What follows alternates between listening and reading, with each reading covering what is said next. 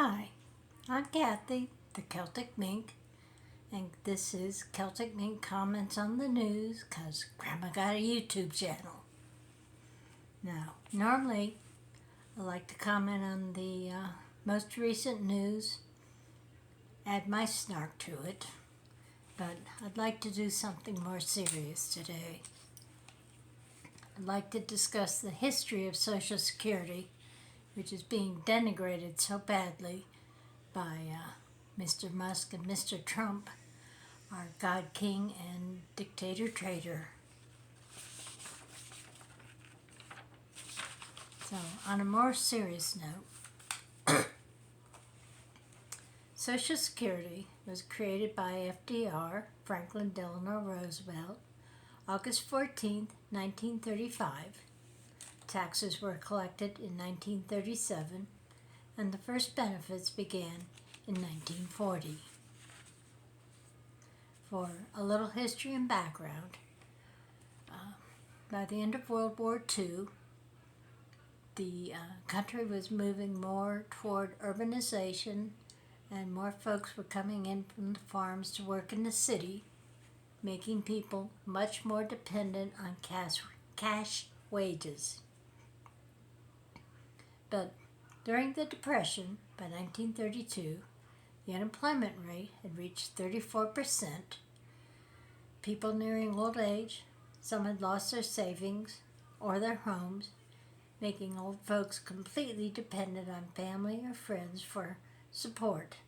Some were dependent on local charities, but the charities were overwhelmed and not able to keep up with the demand. Now, in some cases, the states and federal government made some efforts to provide some kind of old age pension, but the efforts were chaotic and disorganized. Due to public pressure, Congress created Social Security. In 1937, the constitutional test case, Halbering versus Davies, proved that employer Social Security tax was found constitutional. Now, back then,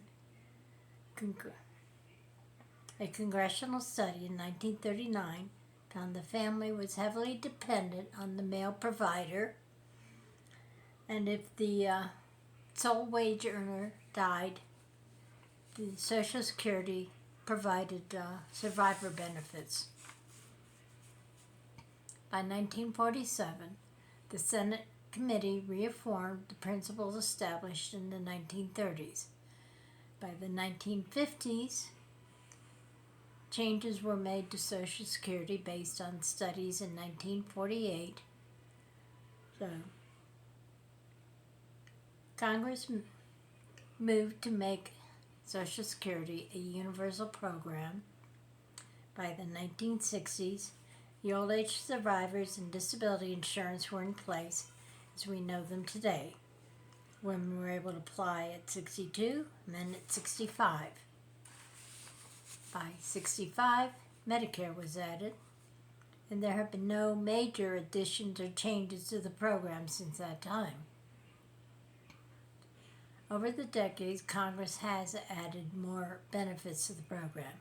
In 1972, the COLA, or cost of living adjustment, was added.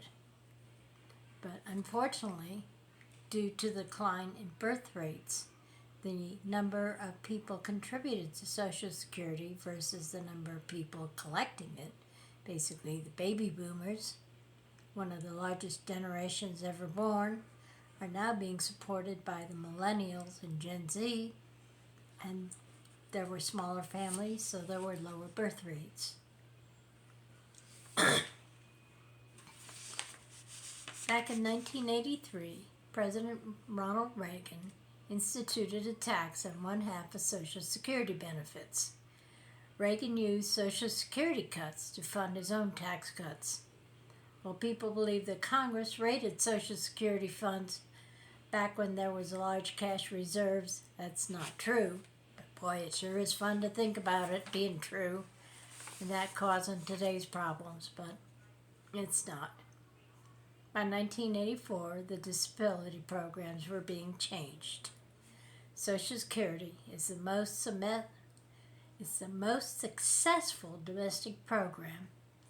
It has become the security of virtually all the well-being of older people, the disabled, and survivor benefits for families if the main provider dies. Now, I don't think most people know this. The funds from Social Security can only be invested in government treasury bonds. So that's where all the payroll taxes paid into the fund go. Now, Social Security Administration does have all the Social Security numbers ever issued.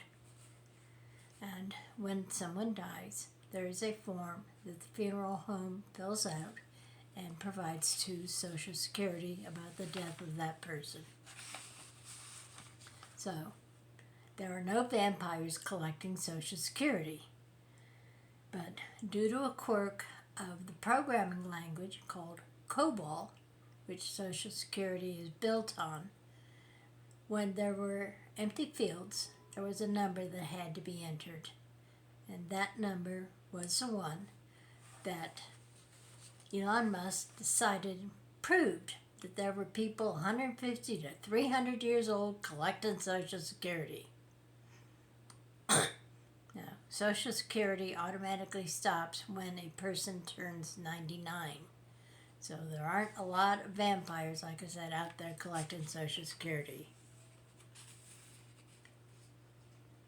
Now, like I said, all the numbers ever issued are in the Social Security database, and they remain there for some years to provide things like survivor benefits, burial benefits, any benefits to the family. But like I also said, there is a death certificate provided to Social Security when someone dies. So it would cost about $7 to $10 million to remove these old, outdated Social Security numbers no longer in use. And the Social Security fraud rate is about 1%. Now, something I didn't know, but there are 23 different internal AI, artificial intelligence programs used internally by Social Security. These programs were added between 2020 and 2024. Now, and this was done before Mr. Musk was allowed access to the Social Security database. But I do remain worried what is going to happen with our personal data that has been collected by Mr. Musk from the Department of Government Efficiency, DOGE, and his terrorist-taught coders who have collected this information, placed it on external servers that they have bought, hard drives that they have taken in. So we don't know what's going on with our data, how much they've collected. Now, a judge has said to DOGE that they can't access our data or use the data that they've already collected. Now, this just is a very recent ruling in the last 24 hours, I believe. So if you're not keeping up with the news, this is a new ruling on top of all the other rulings. But the judges have said they can't access or use the data. But so far no one has said that it's an invasion of privacy and can cause actual harm to the individuals. So under the 1974 Privacy Act, there are a number of organizations that have filed on behalf of various people and by various organizations, unions, etc., that we are being harmed by the very fact that someone is accessing our data and we don't know what they're doing with it. So I'm still waiting to see how the courts are going to enforce this, what kind of teeth they have. Usually it's the federal marshals who take care of enforcing orders or collecting people to place them in jail for things like, I've forgotten what it's called, forgive me. But anyway, when people don't follow a court order, they can be arrested and placed in jail or fined. And this is usually done through the Marshal Service. Except for the fact that Pam Bondi is our Attorney General, and the judicial branch is under the control of the President, Mr. Trump, our current God King. And I don't see him allowing the federal marshals to enforce these orders by federal judges.